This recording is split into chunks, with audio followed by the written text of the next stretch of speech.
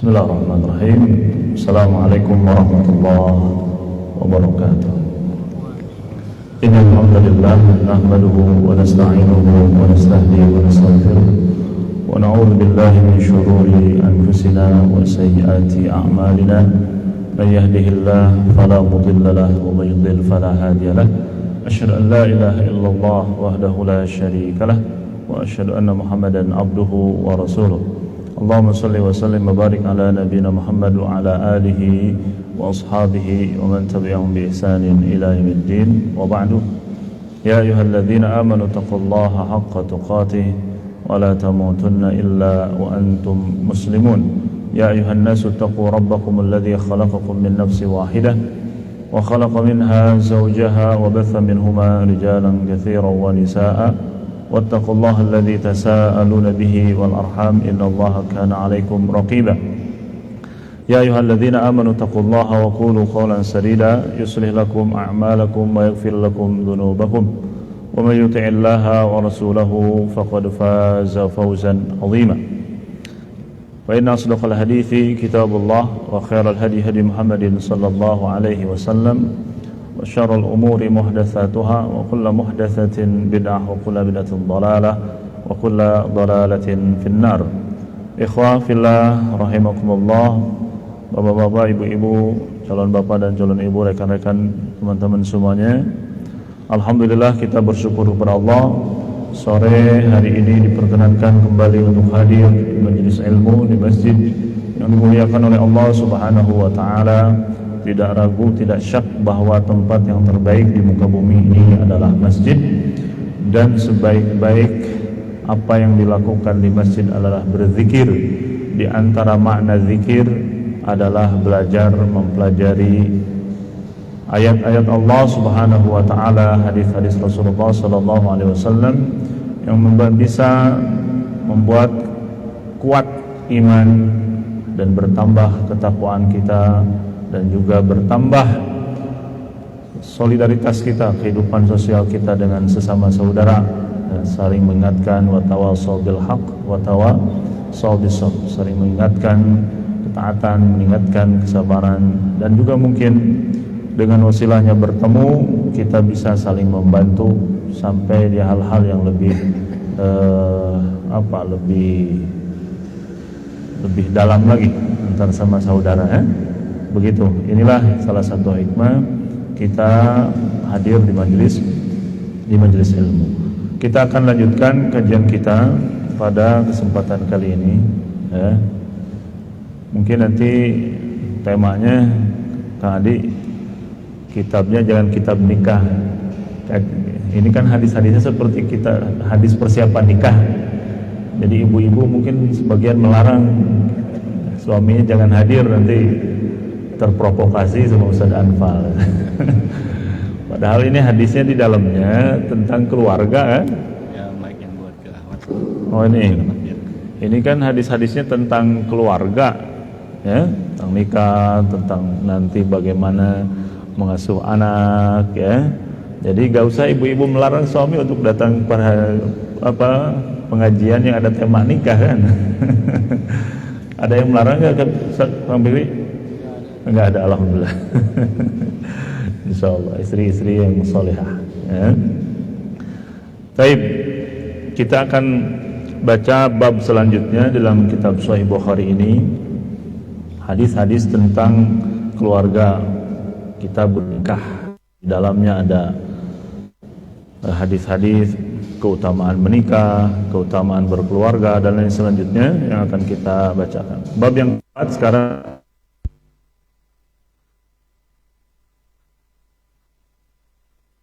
Allah Ta'ala, babu kasratin nisa. Bab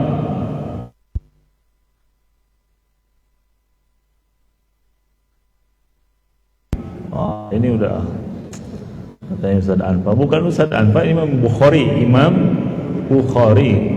ya. Imam Bukhari mengatakan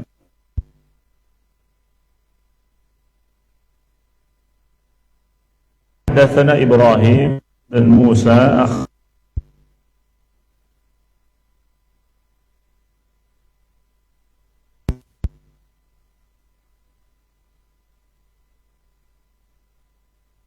Hadis ini diriwayatkan oleh Imam Bukhari.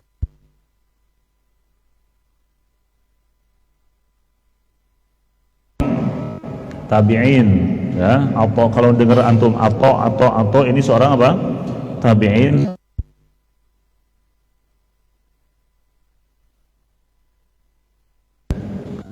Nah, kata Atha, aku hadir bersama Abdullah ibnu Abbas jinazata Maimunata di Sarafa. Aku menghadiri bersama Abdullah ibnu Abbas, ya, jenazah Maimunah. Jenazah siapa? Maimunah. Siapa Maimunah itu? Maimunah itu Ummul Mukminin, istrinya Rasulullah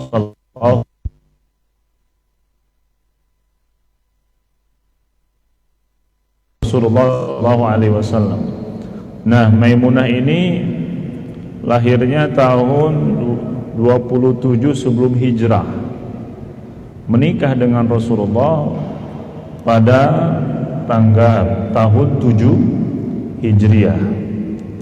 Maimunah itu menikah dengan Rasulullah tanggal berapa? 7 Hijriah.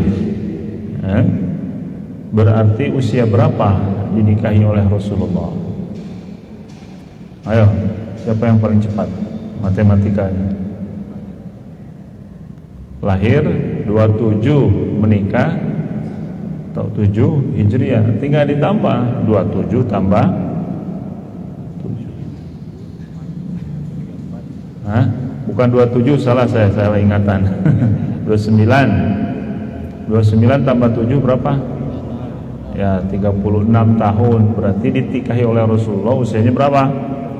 36 tahun. Nih Maimunah itu. Maimunah ini bibinya Abdullah ibnu Abbas. Kalau kita ingat-ingat hadis-hadis tentang sholat malam itu, ketika Abdullah ibnu Abbas kecil nginep di bibinya, di Maimunah, di malam hari Rasulullah bangun untuk sholat malam. Abdullah ibnu Abbas ikut di mana? Sebelah kirinya, betul gak? Kemudian sama oleh Rasulullah diputar ke sebelah kanan. Begitu cara sholat, ya, ketika berdua, yaitu tepat di samping kanan imam. Nah ini saya mengingatkan biar antum nyambung. Siapa itu Maimunah, ya? Wanita yang dinikahi, mulia yang dinikahi oleh Rasulullah Sallallahu Alaihi Wasallam pada tahun berapa? 7 Hijriah. Ya. Di mana meninggalnya? Di Sarafa. Di mana Sarafa itu? Yang jelas bukan dekat Sukabumi. Ya, Sarafa itu. Sarafa itu ada sebelum kota Makkah, sekitar 10 kiloan lah, 10 mil dari kota mana?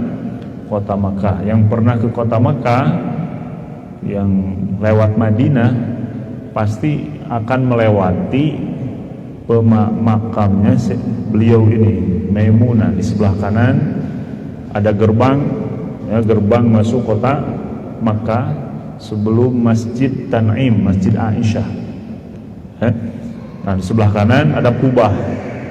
Nah, itulah makamnya istri Rasulullah yang bernama Maimunah. Ya. Dan Masya Allah, atas takdir Allah, izin Allah, Maimunah itu Rasulullah nikahinya di sini. Dinikahinya di Sarafa ini.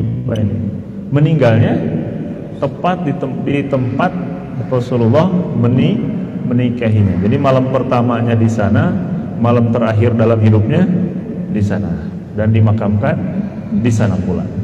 Ya, disalatkan oleh Abdullah ibnu Abbas sebagai imamnya dan sahabat dan para tabi'in sebagai makmumnya. Ini sedikit tentang Maimunah.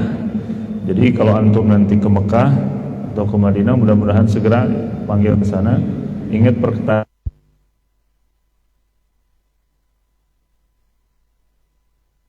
Maimunah itu sebelah mana?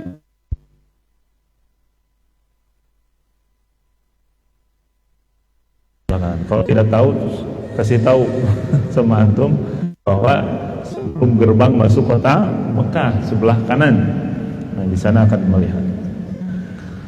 Faqal Ibnu Abbas, Abdullah Ibnu Abbas berkata, "Ini zaujatun Nabi sallallahu alaihi wasallam." Ini adalah istri Rasulullah sallallahu alaihi wasallam. Fa idza rafa'tum na'syaha fala tuz'zi'uha.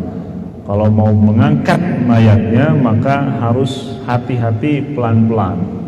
Ini pun dalil bahwa mayat manusia itu dihormati sebagaimana masa hidupnya, tidak boleh disakiti.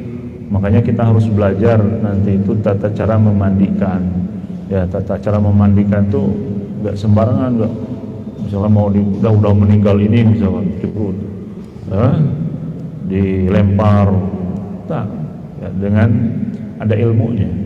Ya, enggak boleh menyakiti, ya, apalagi mematahkan. Ya, sama mereka pun merasakan apa yang dirasakan oleh yang hidup. Makanya mereka dihormati.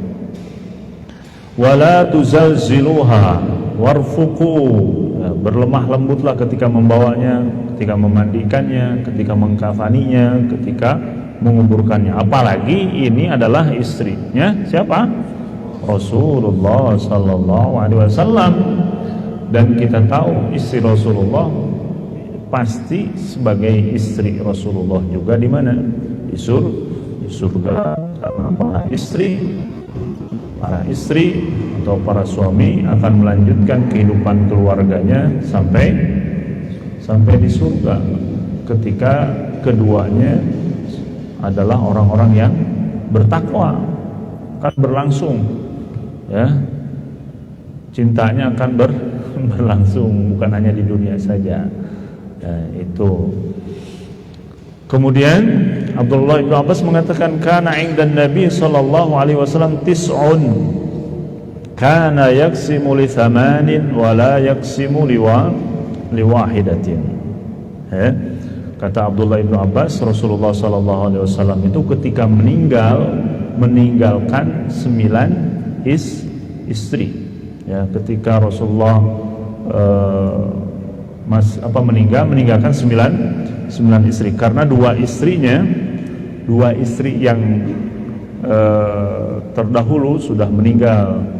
Siapa yang istri Rasulullah yang meninggal sebelum Rasulullah? Ada yang tahu gak? Ya betul, itu Khadijah. Hah? Ini Maimunah meninggalnya tahun 51 Hijriah. Berarti 51 Hijriah itu di zamannya siapa tuh? Utsman bin Affan, ataupun hampir lebih ya. Ya. Siapa yang tahu? Satu Khadijah, sudah. Satu lagi didoakan yang belum nikah segera nikah kalau belum. Ada yang tahu gak? Ibu-ibu ada yang tahu gak? Oh, ibu-ibu pada tahu. Namanya Zainab bintu Khuzaimah. Agak gagal gak ada yang nikah. Namanya Zainab bintu Khuzaimah. Zainab bintu siapa? Khuzaimah.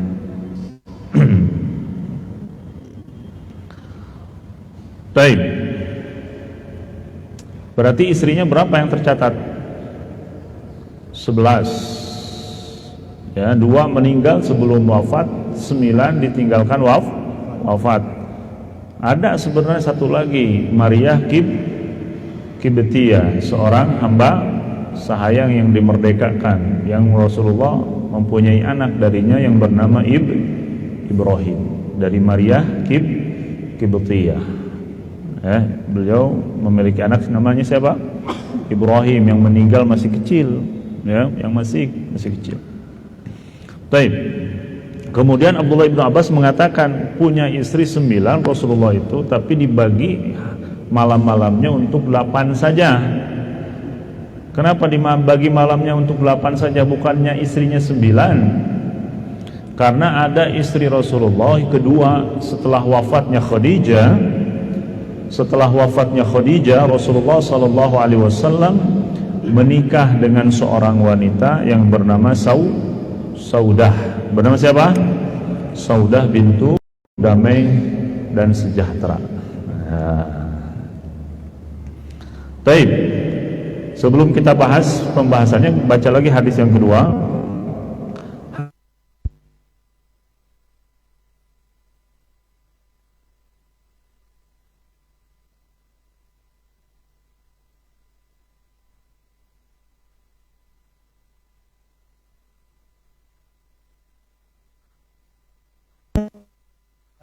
Fi lailat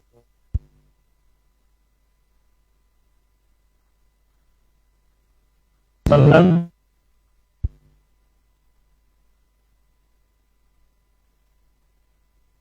ya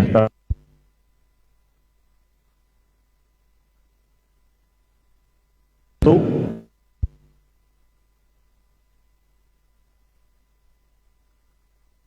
memiliki 9 istri. Mungkin di sini tidak dibahas, tapi saya akan membahas dari sisi fikih sedikit. Ya, salah satu hikmahnya, apapun yang datang dari Rasulullah, yakini itu pasti ada pelajaran bagi kita umatnya. Nah, Rasulullah mendatangi istri-istrinya dalam satu malam, mesti akan kita bertanya bagaimana tata cara mandinya, gitu ya? Itu hikmah fikihnya. Kalau yang punya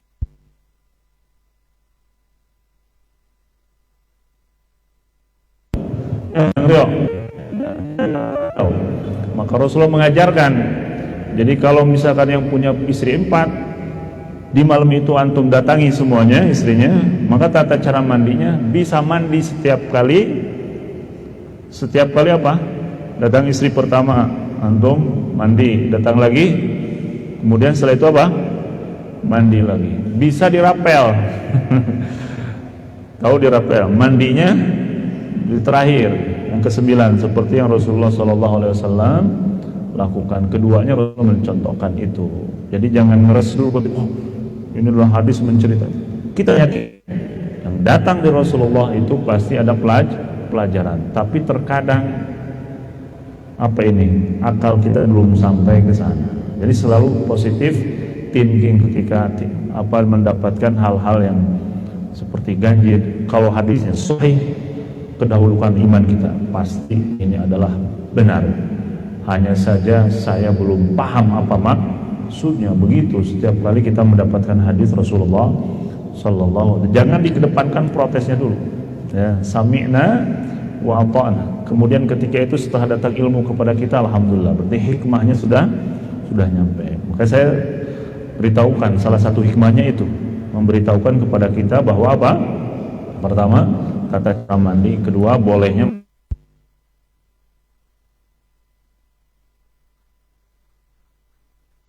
Wa qala li Khalifah haddatsana Yazid bin Zurayq haddatsana Sa'id an Qatadah anna Anasan haddatsahum 'an Nabi sallallahu alaihi wasallam. Baik. Kalau ada yang protes, wah ini orang-orang yang gak suka dengan Islam biasanya kan mencari yang seperti ini nih. Oh, nabinya umat Islam seperti itu.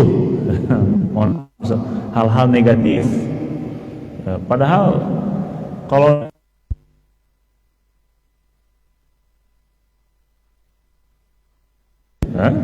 Nabi Sulaiman dengan Bani Israil,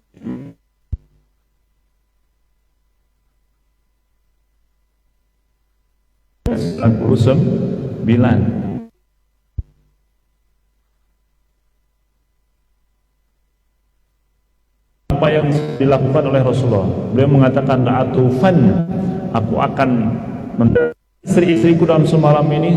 Berapa? 99 istri dalam satu malam 99 istri. Harus siap jamu-jamu apa kira-kira? 9.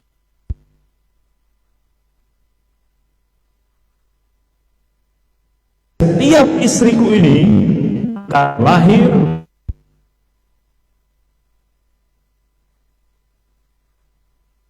begini. Malaikat berkata kepada Sulaiman, ya Sulaiman, kul insya Sulaiman, katakan insyaallah.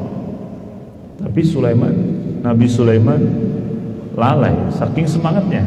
ya, ingin melahirkan dalam satu malam 99 anak yang jihad di jalan Allah. Kemudian tidak lahir kecuali satu anak saja, karena tidak mengucapkan apa? Insya Allah. Maka Nabi Sulaiman harus membayar kafarah, tebusan, karena dia telah bersumpah dan tidak bisa menunaikan sumpahnya. Seandainya dia mengatakan insya Allah, maka tidak membayar kafarah. Maka ini pun pelajaran bagi kita bahwa sehebat apapun kita, ya, harus mengaitkan kehendak kita, tujuan kita kepada Allah Subhanahu wa ta'ala. Sekelas Nabi Sulaiman saja tidak terkabulkan, ya, apalagi kita. Maka selalu mengatakan insya Allah,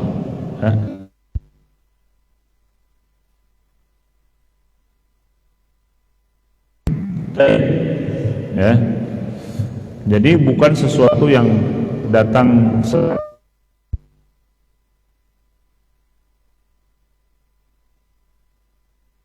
di syarih wa hadzal bab fihi anna nisa min sunanin nabi sallallahu alaihi wasallam.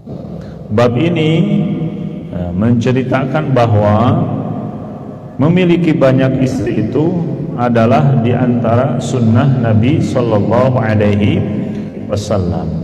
Fa innahu tuwfiya an tis'in minan nisa lakinnahu tazawwaj akthar min tis'in. Karena Rasulullah SAW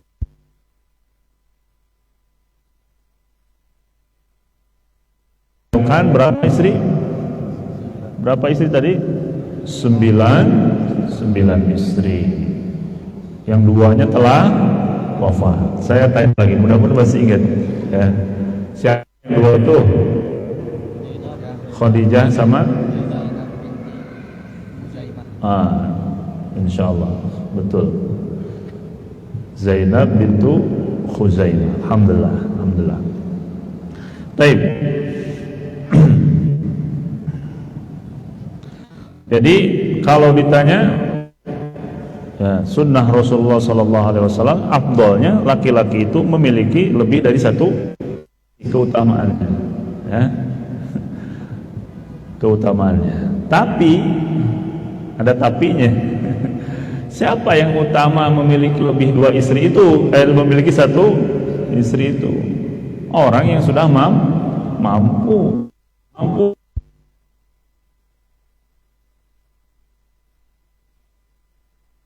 Tentu itu berarti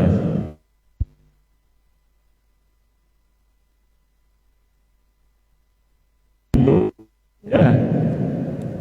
Kalau sudah selesai dengan istri pertama,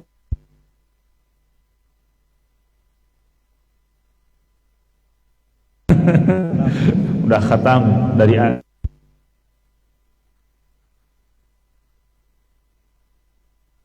lagi, ya, repot, ya. Terutama, ya, yang Rasulullah SAW atau Allah katakan sendiri dalam Al-Quran apa? Fa in khiftum alla ta'dilu fawahidatan. Kalau kamu tidak bisa,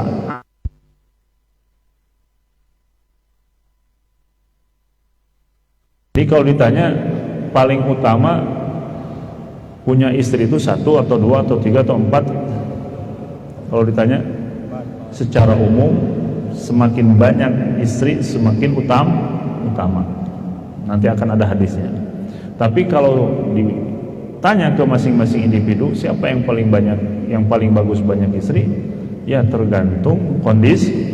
Ada yang bagusnya punya satu istri, ada yang bagusnya punya dua istri, ada yang bagusnya punya tiga istri, ada yang bagusnya punya 4 istri, begitu.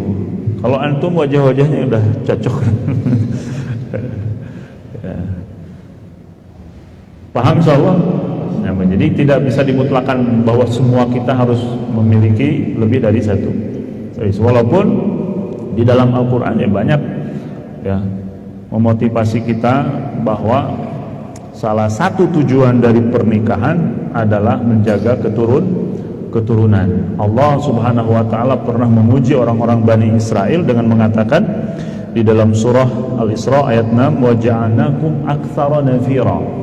dan kami jadikan kalian wahai Bani Israel umat yang banyak, yang besar. Bagaimana bisa menjadi besar umat kalau tanpa ada pernikahan? Ya?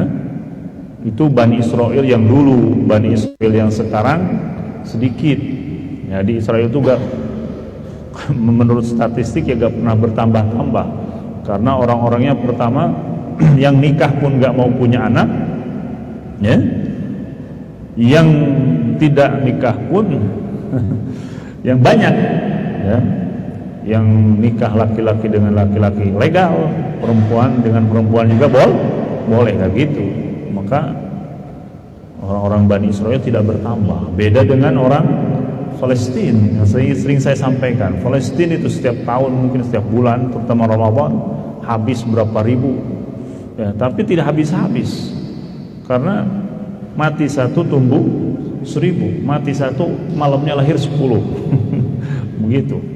Nah, hendaklah umat Islam pun begitu. Tujuan pernikahan, Rasulullah mengatakan tazawwajul walud wal wadud. Ketika menikah itu, nikahilah oleh kalian, ya, laki-laki atau perempuan, al-walud, pertama yang mempunyai keturunan banyak anak. Jadi ketika mengkhitbah itu boleh bertanya, berapa kakaknya? Saya punya kakak 11. Nah, ini berarti calon yang bibit yang unggul. Kira-kira begitu. Bukan berapa adiknya 11. Berat nih. Kan biasanya kita mah mencarinya ya sedikit, bukan mencari yang banyak. Padahal Rasulullah mengatakan apa? Tazawwajul walud wal wadud. Wadud itu yang walud, yang mempunyai keturunan banyak, wadud yang cintanya besar. Nah, kemudian pujian Allah Subhanahu wa taala terhadap Nabi Syu'aib. Allah mengatakan wadhkuru idz kuntum qalilan fakatsarakum. Berarti lebih dekat, lebih enak dengarnya. Ya. Dan ingatlah oleh kalian, kata Allah Subhanahu wa taala, ketika kalian sedikit wahai Bani Israel, kemudian sekarang dijadikan umat yang besar, umat yang banyak. Dan Rasulullah sallallahu alaihi wasallam ya sangat membanggakan umatnya kelak di akhirat, karena nanti umat-umat itu akan lewat. Umat-umat Nabi turun, Nabi Adam dengan umatnya, Nabi Musa dengan umatnya, ya, kayak karnaval lah gitu ya. Pas melihat itu umat siapa, kata Rasulullah, banyak sekali. Ini umatku bukan, itu umat Nabi Musa, udah banyak. Kemudian tiba-tiba terakhir datang banyak lagi sampai ini siapa? Itu umatmu. Wa inni, maka Rasulullah mengatakan inni mukatsirun bikumul umam. Kata Rasulullah, aku bangga nanti ketika umatku itu banyak.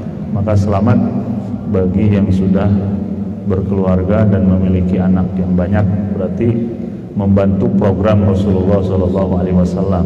Apa itu program Rasulullah? Program KB, keluarga besar. Baik. Tapi ingat yang tadi itu, ya, kuncinya kita bisa apa? Adil. Ya, walaupun adil bukan dari sisi asal, adil yang sifatnya zahir saja. Yang harus kita ketahui adil yang sifatnya apa? Zahir, pembagian nafkah, disayang dan lain sebagainya. Adapun hati Allah yang maha tahu. Tapi tidak boleh kita memperlihatkan, misalkan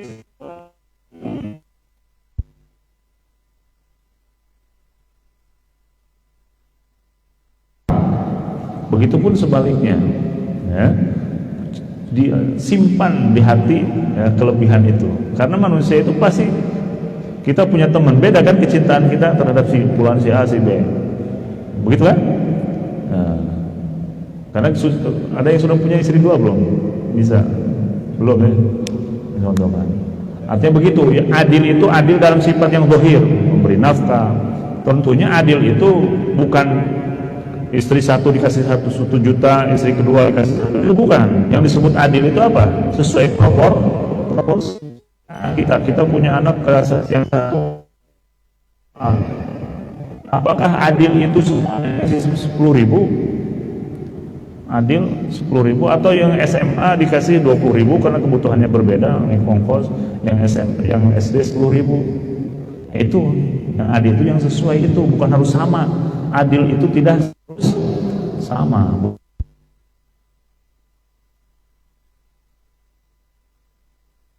Baru anak satu, ya beda lah. Nah, itu manajemennya di sana perlu diperhatikan. Allah mengatakan, walan tastati'u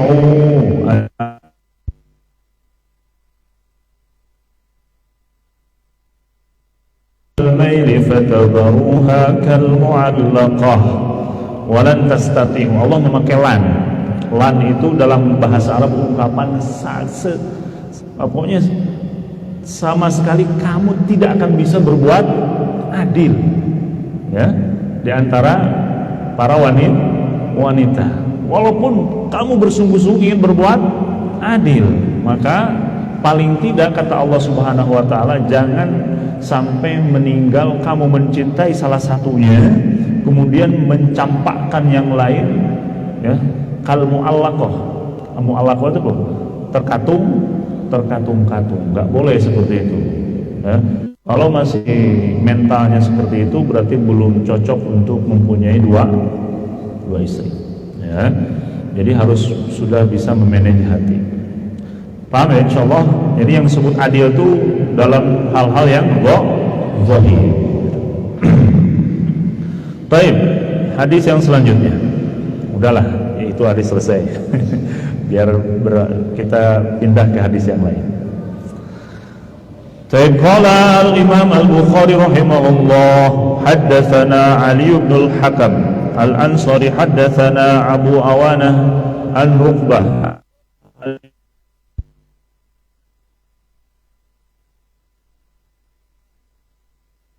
diri oleh Imam al-Bukhari rahimahullah taala, ya, sampai sahabat Abdullah ibnu Abbas.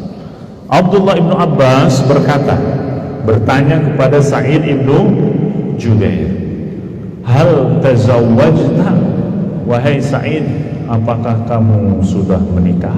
Nah, ini pertanyaan ternyata boleh, ya. Jadi jangan tersinggung Ustaz Supri kalau ada yang nanya, Ustaz Supri udah nikah belum? Itu namanya perhatian, ya. Perhatian, bukan menyindir. Abdullah ibnu Abbas itu perhatian, ya, terhadap siapa namanya? Sa'id. Hal tajawaz, karena orang Arab itu biasa kalau bertemu mendoakan, ya. Salah satu doanya, Allah yuzawwijak, zawwajakallah, semoga Allah segera menikahkanmu. Makanya bertanya, kamu nikah belum? Kalau belum, maka ditanyakan begini, zawwajakallah, semoga Allah segera menikahkan.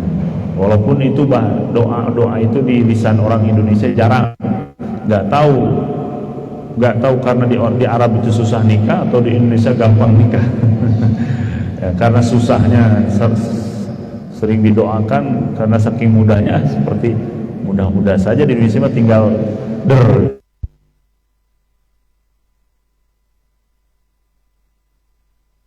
boleh kita bertanya seperti itu, tapi bukan pertanyaan yang menghina, memojokkan, tapi tujuannya motivasi. Kak Adi nikah belum, Kak Adi? Alhamdulillah. Zawjullah, semoga Allah menikahkan Anda kelak di akhirat dengan istri yang sekarang.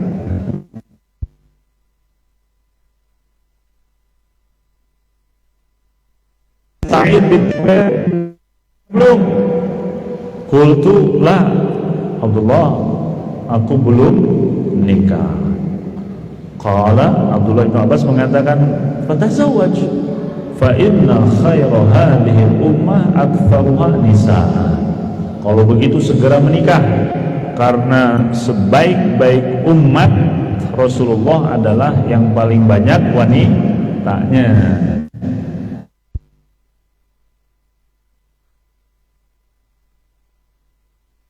Yang paling banyak siapa? Wanitanya, istri istrinya, yang paling banyak istrinya. Yang tadi itu kata kuncinya siapa? Yang sudah layak tentunya ya, yang sudah layak. Layak menurut siapa? Menurut dia, karena menurut istrinya gak bakal layak-layak sampai kapan. Baik.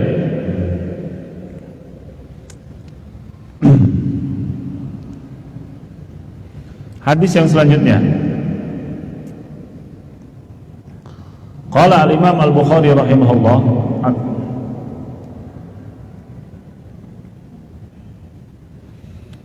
bab man hajara aw amila khairan litazwij imra'ah falahu ma nawa.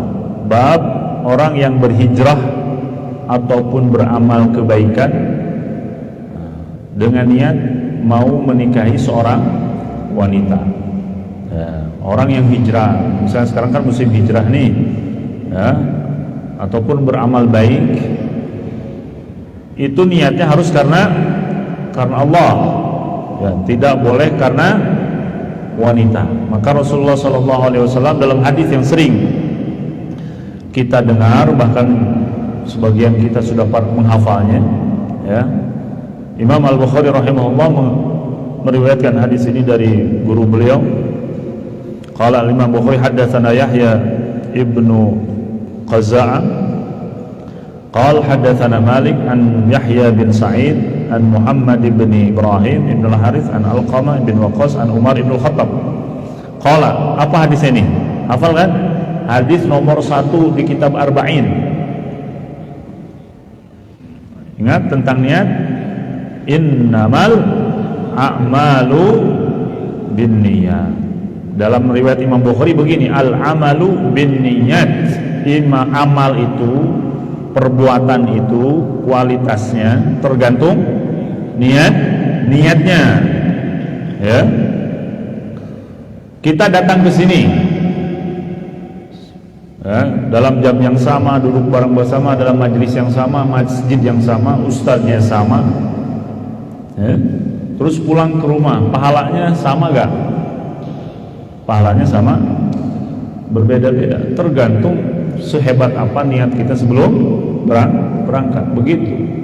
Begitupun orang yang sholat nih, sholat berjamaah, imamnya sama, masjidnya sama, shafnya sama, dia pulang ke rumahnya, tercatat di catatan malaikat, amalannya sama gak? Berbeda, walaupun standarnya sudah pasti 27 derajat, standar itunya pasti dapat, tapi masing-masing akan mendapatkan pahala sesuai dengan niatnya. Wa innama limri'in ma nawa. Setiap orang itu akan mendapatkan sesuai dengan apa yang ia niatkan. Faman kanat hijratuhu ilallah wa rasulih. Barang siapa yang niat hijrahnya, ya, karena Allah dan karena Rasulnya, fa hijratuhu ilallah wa rasulih, maka hijrahnya akan bernilai di sisi Allah dan di sisi Rasulnya. Wa man kanat hijratuha ila dunya yusibuha aw imra'atin yankihuha fa hijratuhu ila ma hajara ilaihi. Adapun orang yang hijrahnya karena dunia yang dia inginkan atau karena wanita yang dia ingin nikahi, maka hijrahnya sesuai dengan apa yang ia niatkan. Dia akan dapat dunianya, dia akan dapat istrinya, tapi tidak dapat apa-apa di sisi Allah Subhanahu wa ta'ala. Makanya ada sebagian riwayat, walaupun riwayat ini lemah, hadis ini dikatakan ada siapa? Al-Qais, ya, yang hijrah dari Makkah ke Madinah karena menginginkan seorang wanita. Gimana nih saya hijrah nih supaya ikut kajian, karena lihat wanita yang saya inginkan ikut kajian. Wah, saya juga ikut kajian. Kalau begitu gimana? Lanjut saja kajian, jangan mundur. Ya, jadi terkadang di awalnya niatnya tidak baik, tapi dengan proses akan semakin baik.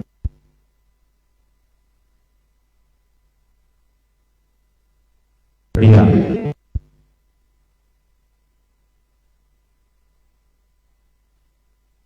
Ya, takut ria. Saya nggak mau baca Quran, ikut halaqah Quran, takut ria. Ya, orang yang mengatakan takut ria sebenarnya dia telah terjatuh ke dalam ya, begitu. Orang yang meninggalkan amalan karena manusia disebut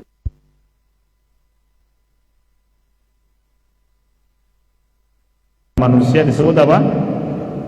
Karena manusia disebut ria. Orang yang melakukan karena manusia bisa masuk ke dalam atau syirik kecil.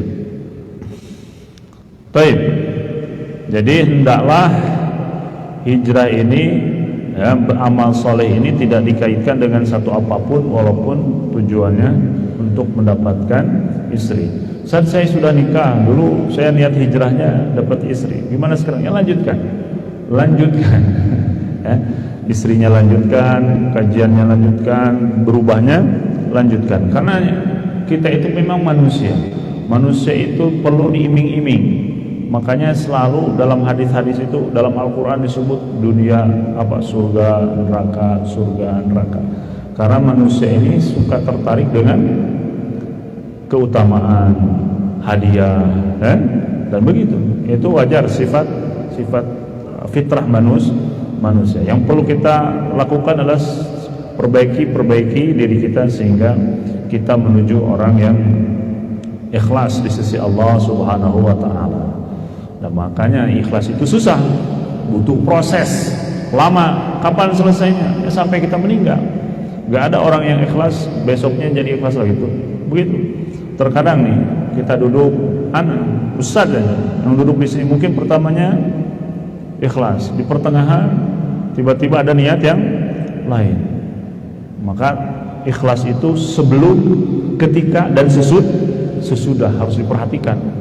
Itu yang namanya ikhlas itu begitu, sebelum, sesudah, dan ketika. Ada yang orang terkadang ikhlas berpuasa, ikhlas saum. Oh, mau maghrib, pas di jalan ketemu temannya, Kang mau kemana? Ini mau buka bersama. Kemudian dalam hatinya kretek, saya mau buka bersama, yang satu mah mau kemana? Ada, padahal sebentar lagi apa? Mau buka. Begitu. Jadi memang berat ya, berat. Makanya selalu harus terus belajar, dan tidak ada orang yang sudah selesai belajar dari ikhlas. Baik, hadis yang selanjutnya, atau mungkin hadis yang terakhir ini.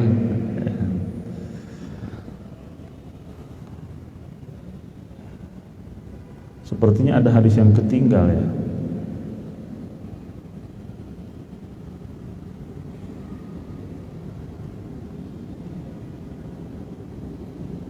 Oh iya. Bab tazwij al-mu'sir alladhi ma'ahul Quran wal Islam. Bab menikahkan orang yang tidak bisa menikah, sulit secara finansial, mungkin belum siap, tetapi dia memiliki Al-Quran wal Islam dan memiliki keimanan. Ya, jadi di sini akan disebutkan dalam hadis ini, membantu orang menikah. Ya. Jadi cara mendapatkan keutamaan itu bukan hanya menikah lagi. Tapi kalau kita sudah punya harta dan kita dirasa cukup sudah satu istri, ya lihat pemuda yang belum nikah, ya enggak? Ini orangnya masya Allah ahli masjid, suka sholat berjamaah, suka membaca Al-Quran. Alhamdulillah, saya rekening masih tebal nih, ya. Daripada saya nikah lagi dimarahin istri, dengan saya modalin nikah, dapat pahalanya yang sama, ya. Dapat pahala apa? Menikahkan orang. Jadi didonasikan tuh nikahnya, ya. Siapa yang belum nikah? Begitu. Nah di sini ada babnya, menikahkan orang yang sulit menikah. Jadi sunnah itu bukan hanya menikah lagi, ya. Tapi menikahkan orang juga termasuk apa? Sunnah. Itu lebih aman. dan membahagiakan orang lain. Kata Rasulullah, ya, daripada aku beritikaf ya di masjid ini, ya, tidak lebih aku sukai daripada aku keluar membantu kebutuhan orang lain. I'tikaf di masjid Rasulullah, tahu Masjid Nabawi, itu 1 rakaat sholatnya aja berapa? 1000. Bayangkan kalau antum i'tikaf 10 hari, keutamaannya berapa tuh? Tapi kata Rasulullah, itu belum apa-apanya dengan aku keluar membantu orang yang kesulitan, mau diantar, yang nggak punya beras, yang nggak ingin punya solusi. Nah, Rasulullah lebih senang itu tuh. Kalau i'tikaf pahalanya hanya untuk diri sendiri. Kalau membantu orang bisa memudahkan kesusahan orang lain dan kita mendapatkannya. Sama dengan nikah gitu. Kalau nikah untuk sendiri, kalau menikahkan orang lain keutamaannya 2. Ya, jadi yang sudah punya rezeki minimal dalam seumur hidup menikahkan orang lain. Ya, minimal menikahkan anak, ya apa doni? Minimal nanti kita menikahkan anak kita. Baik. Hadisnya qala Imam Bukhari haddatsana Muhammad bin Musanna haddatsana Yahya haddatsana Ismail qala haddatsana Qais an Ibnu Mas'ud. Hadis ini dari Abdullah bin Mas'ud. Qala kunna nagzu ma'an Nabi sallallahu alaihi wasallam laisa lana nisaa'un. Ya, kami berperang bersama Rasulullah sallallahu alaihi wasallam dan istri-istri kami tidak ikut berperang. Di sini ada nagzu. Nagzu itu perang. Ghazwa. Ada perbedaan dalam bahasa Arab. Kalau perangnya bersama Rasulullah, bahasa Arabnya disebut ghazwa. Apa? Ghazwa. Rin, zai, waw, ta mabnu. Ghazwatun. Itu perang bersama Rasulullah. Kalau Rasulullah tidak hadir, hanya mengutus panglima perang, itu disebutnya ma'rakatun. Disebutnya apa? Ma'rakah. Jadi kalau antum dengar ma'rakah, berarti itu perangnya tanpa Rasulullah. Kalau ghazwah itu perang yang diikuti oleh Rasulullah, dipimpin langsung oleh Rasulullah sallallahu alaihi wasallam. Nah, berperang enggak bawa wanita. Faqulna, kami berkata, ya Rasulullah, alla nastakhsi fanahana an dzalik. Berperang itu terkadang 1 bulan, 2 bulan, lama. Karena zaman dulu perjalanannya menggunakan kaki, paling keren onta. Ya, nggak bisa seperti sekarang. Ya. Terus para sahabat itu supaya fokus berperang dan nggak memikirkan istri yang ada di rumah, punya inisiatif luar biasa. Inisiatifnya luar biasa. Ya, apa inisiatifnya? Ya Rasulullah, bagaimana, mohon maaf, ini harus disampaikan. Bagaimana kalau kita mengkebiri? Tahu mengkebiri? Tahu gak? Kebiri disterilkan. Ya, itunya 2 bijinya diambil, atau seperti saya manusia gak tahu. Ya. Kalau manusia ada gak yang suka dikebiri? Iya, yang suka jadi kiai itu ya. Kiai besar agama tertentu gitu. Hah? Kiai besarnya kan nggak boleh nikah ya. Biasanya di apa tadi ya kata antum? Vasektomi. Ya, diambil. Nah, sahabat itu saking ingin fokusnya apa? Berperang sampai mengorbankan diri, bayangkan. Ya Rasulullah, kita potong saja. Begitu. Ya, supaya kita fokus bisa berperang dan gak mengingat hal-hal yang demikian. Kemudian fanahana an dzalik, maka Rasulullah sallallahu alaihi wasallam melarang, tidak boleh. Maka orang yang belum bisa nikah, Allah mengatakan wal yasta'fifil ladzina la yajiduna nikahan hatta yughniyahumullahu min fadli. Maka hendaklah menahan diri, bersabar orang-orang yang belum bisa nikah sampai Allah mempermudah urusannya. Dan dalam hadis sebelumnya Allah atau Rasulullah telah memberikan solusi. Apa solusinya? Solusinya apa? Saum, memperbanyak puasa, saum. Dan dari hadis ini pun dalil tidak boleh seseorang mengkebiri dirinya karena belum bisa nikah. Kenapa dikebiri tidak boleh? Mohon maaf, itu kan protestis itu namanya ya. Apa? Mohon maaf nih berbicara ini enggak, karena ini memang berkaitan dengan ini harus terangkan. Kalau itunya dibuang, maka tidak bisa memproduksi sperma, maka tidak bisa mempunyai keturunan. Maka dalam Islam justru Rasulullah mengharapkan agar kita punya keturunan, kan begitu tujuan pernikahan. Maka dilarang itu. Jadi haram hukumnya seseorang mengkebiri diri, nggak boleh. Ya. Kalau hewan boleh nggak? Hewan apa tuh, kambing biasanya, kambing kebiri. Sebenarnya kalau nggak ada tujuan tertentu haram, itu nggak boleh juga. Kasihan antum hasratnya dikebiri. Kecuali yang dikecualikan oleh para ulama berkaitan dengan misalkan kambing yang kurus, nggak sehat. Kalau nggak dikebiri misalkan penyakitan, biasanya kalau sudah dikebiri dia sudah nggak berpikir apa-apa, kan mikirnya makan terus. Jadi gemuk, gemuk. Itu pun kalau diyakini bahwa jantan-jantan kambingnya masih banyak, sehingga betina-betinanya bisa mempunyai keturunan yang lain, begitu. Ya, secara umum dikatakan oleh ulama hewan pun tidak boleh. Kemudian dibahas di sini, bolehkah kita berkurban dengan hewan yang sudah dikebiri? Nah, itu tambahannya. Tambahan embel-embel fikihnya. Boleh gak berkurban dengan hewan yang dikebiri? Jawabannya boleh. Kenapa boleh? Karena Rasulullah SAW pernah berkurban dengan 2 ekor kambing yang sudah dikebiri. Dhaha bikabshaini mawju'aini. Rasulullah berkurban dengan 2 kambing yang sudah dikebiri. Karena tujuannya, salah satu tujuan kurban itu kan dagingnya. Kambing yang dikebiri biasanya dagingnya lebih besar, gemuk. Baik. Bab yang selanjutnya. Punya berapa menit lagi? 10 menit lagi ya. Satu hadis lagi insyaallah. Satu hadis lagi insyaallah.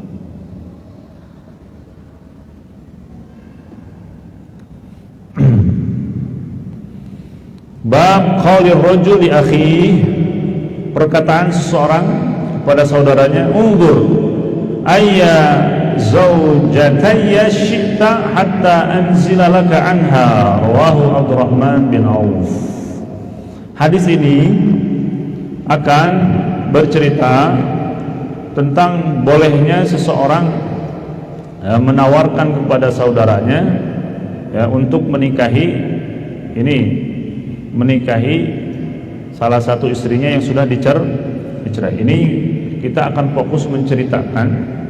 Dalam hadis ini ada seorang sahabat bernama Abdurrahman bin Auf. Abdurrahman bin Auf ini orang Makkah yang hijrah bersama Rasulullah. Maka kalau orang Makkah disebutnya apa? Muhajirin. Kemudian sesampainya di Madinah, Rasulullah SAW mempersaudarakan. Ini salah satu program Rasulullah setelah membuat masjid adalah mempersaudarakan Muhajirin Ansor. Saudaranya bukan saudara-saudara. Anak saudara sama antum gini. Ini saudaranya benar-benar seperti adik dan kakak, sehingga satu sama lain mewarisi. Satu sama lain apa?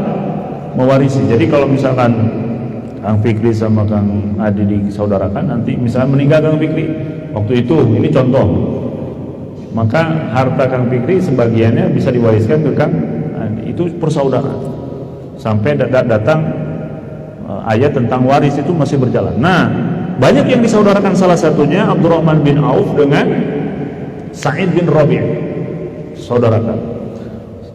Kenapa Rasulullah mempersaudarakan? Untuk memperkuat kekuatan dan saling melengkapi. Karena orang Muhajirin meninggalkan harta-hartanya, dipersaudarakan dengan Ansor, maka orang-orang Ansor akan Yang nggak punya usaha dikasih usaha, yang nggak punya rumah dikasih rumah.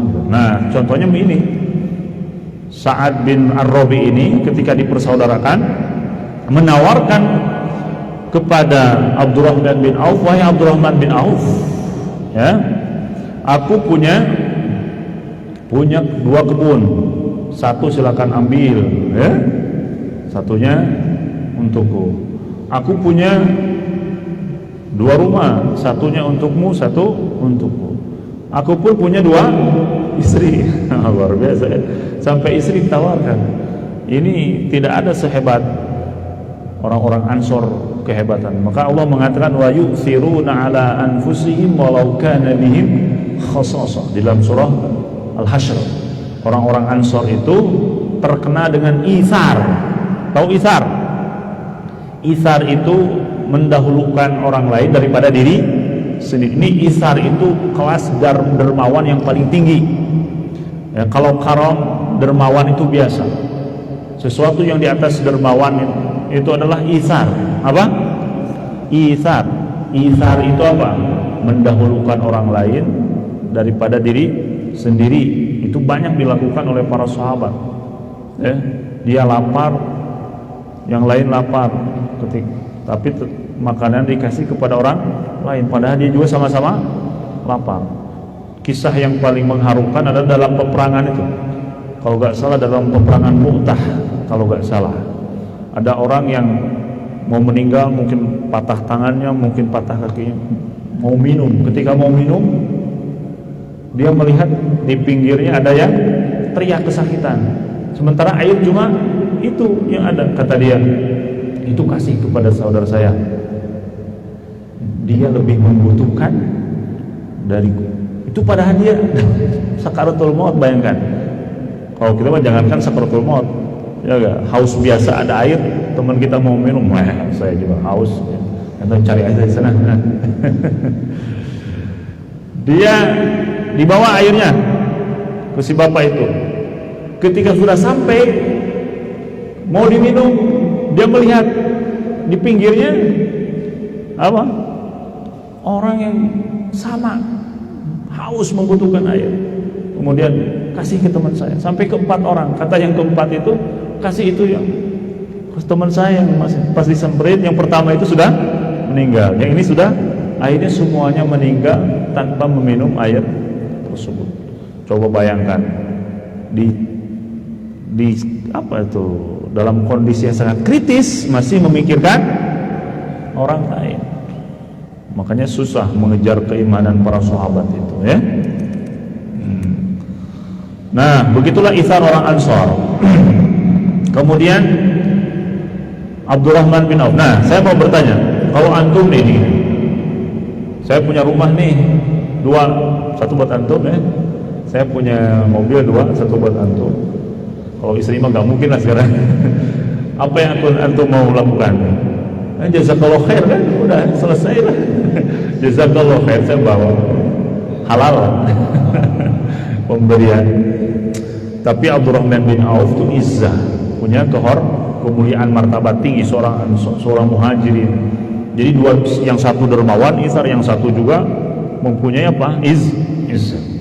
Kata Abdurrahman, apa yang dikatakan? Barakallahu laka fi ahlika wa malika. Semoga Allah Subhanahu wa taala memberkahi hartamu, istrimu, ya.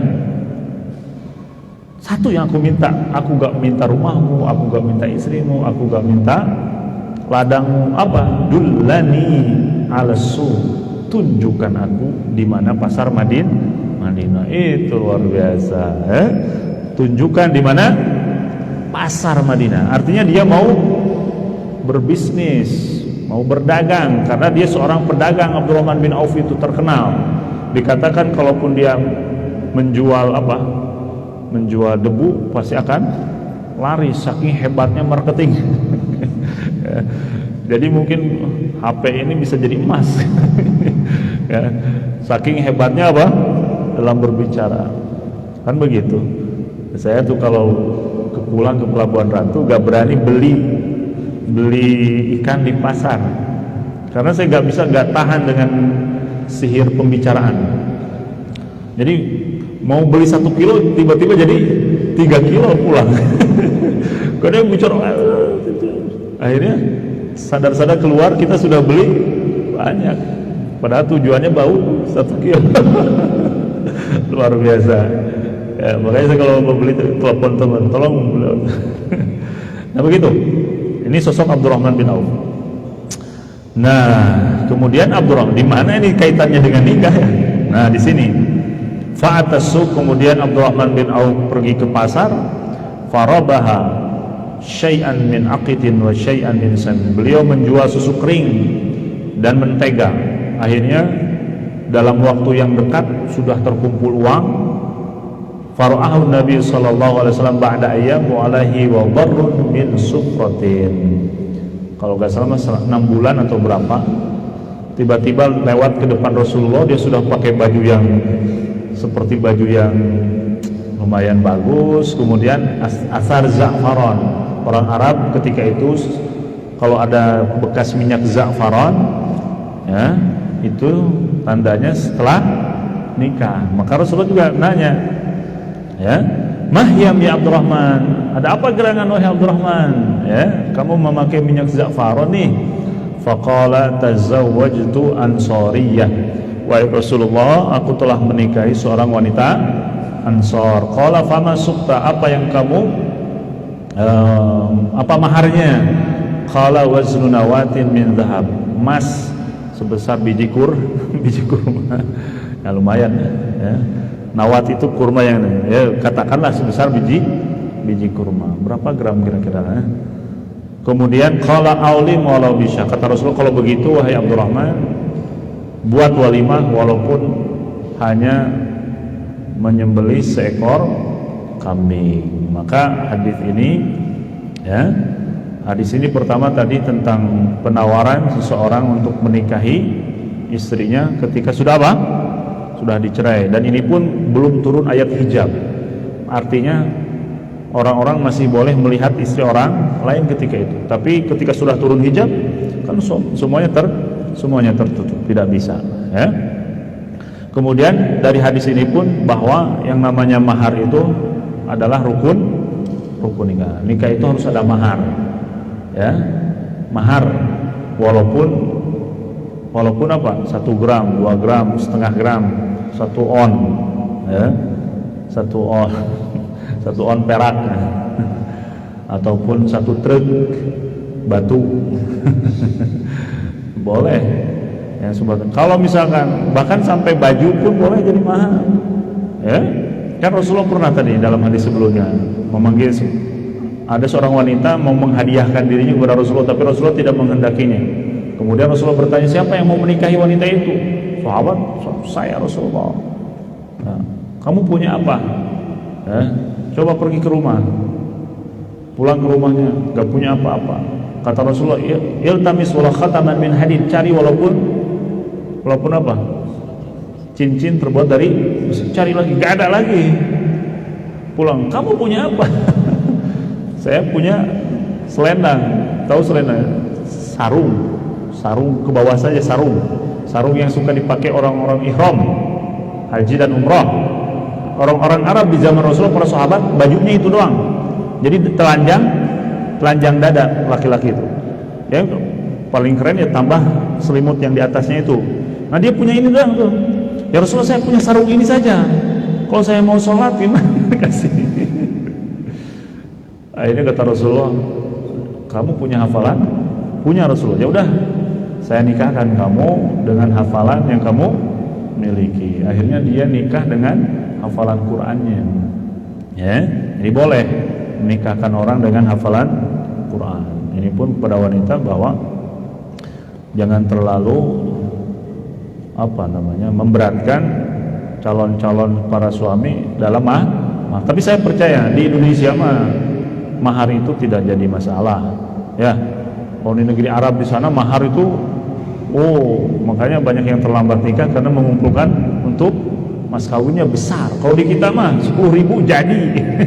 Di Indonesia bager-bager, masya Allah, soleh-soleha. Ya, tinggal maunya di Indonesia. Nah, kemudian mas kawin itu boleh apa saja yang bermanfaat, sampai boleh jasa, tenaga, seperti Nabi Musa. Mas kawinnya apa? Mengembala kambing selama 10 tahun. Mau antum? Ya, ini Nabi Syu'aib menikahkan Nabi Musa dengan anak 2 putrinya langsung, karena zaman dulu masih boleh langsung istri adik kakak boleh, kalau di kita nggak boleh. Wa antajma'u bainal ukhtaini illa ma qad salaf, yang berlalu boleh, tapi sekarang itu mengembala kambing. Misalkan ada pemuda datang soleh mau melamar anak bapak misalnya, dia gak punya apa-apa, ya udah kamu jadi supir saya selama 10 tahun. Bisa gak? Bisa, daripada cari supir yang lain. Itu boleh. Nah, jadi dengan Al-Quran boleh? Boleh, tapi jangan dijadikan pilihan pertama. Nanti kalau sudah terakhiran lah, kalau udah gak ada apa-apa, nah itu boleh. Bukan merendahkan Al-Quran. Al-Quran itu tinggi, tapi begitulah mahar itu dengan harta dulu. Baik, saya kira hadis ini karena waktunya sudah selesai, kita sampai di sini pembahasan hadis tentang bab nikah. Insyaallah kesempatan selanjutnya kita akan membahas hadis-hadis yang berkaitan dengan keluarga dan lain sebagainya. Mungkin nanti temanya diganti, Kang Adi, ya, hadis-hadis tentang nikah dan keluarga, biar gak terlalu ada yang dilarang untuk menghadiri pengajian, ya. Tapi ini yang bisa saya sampaikan. Mohon maaf atas kekhilafan, karena waktu kita sudah habis, selesai, mungkin tidak ada pertanyaan. Insyaallah sudah memahami semuanya. Terima kasih atas kehadiran antum semuanya. Mudah-mudahan Allah Subhanahu wa taala memberikan keberkahan kepada kita. Yang sudah nikah, mudah-mudahan Allah jadikan keluarga yang sakinah, mawaddah warahmah. Yang belum, mudah-mudahan Allah segera pilihkan calon yang soleh dan salihah, istri dan suami dunia dan akhirat, insyaallah. Saya tutup. Subhanallah wa bihamdik, asyhadu an la ilaha illa anta, astaghfiruka wa atubu ilaik. Assalamualaikum warahmatullahi wabarakatuh.